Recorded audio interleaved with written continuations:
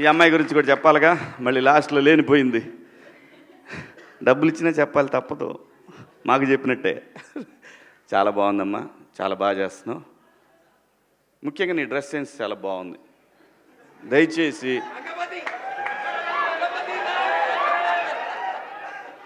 ఇంకో విషయం చెబుతున్నా, అమ్మాయిలు హీరోయిన్లు ఏ బట్టలు పెడితే వేసుకొని పోతే మనమే దరిద్రం అనుభవించాల్సి వస్తమ్మా.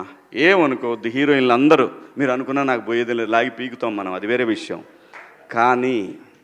కానీ మీ అందం చీరలోనో, మీ అందం నిండుగా కప్పుకునే బట్టల్లోనే ఉంటుంది తప్పితే సామాను కనపడే దాంట్లో ఏముండదమ్మా.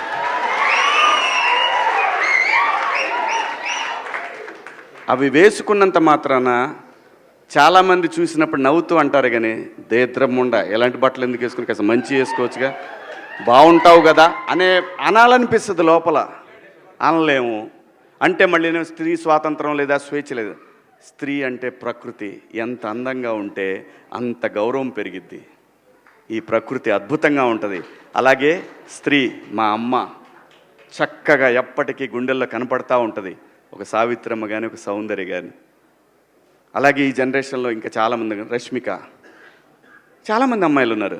వీళ్ళందరూ ఇంపాక్ట్ క్రియేట్ చేశారు కాబట్టి అమ్మటే చెప్పగలుగుతున్నాం. గ్లామర్ అనేది ఒక దశ వరకే ఉండాలా, ఇంతవరకు ఉంటే పర్లా, అది ఇక్కడికి రాకూడదు. నేనేవాళ్ళే కానీ చెప్పడానికి మళ్ళీ అందరు రేపు పొద్దున పెద్ద పెద్ద వాళ్ళంతా బయలుదేరతారు, మాకు స్త్రీ స్వేచ్ఛ లేదు.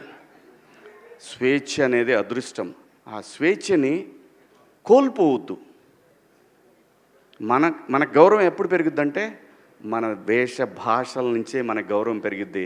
అందులో ప్రపంచ వేదికల మీదైనా సరే చీర కట్టుకున్న వాళ్ళకే విశ్వసుందర కిరీటాలు వచ్చినాయి. Thank you so much.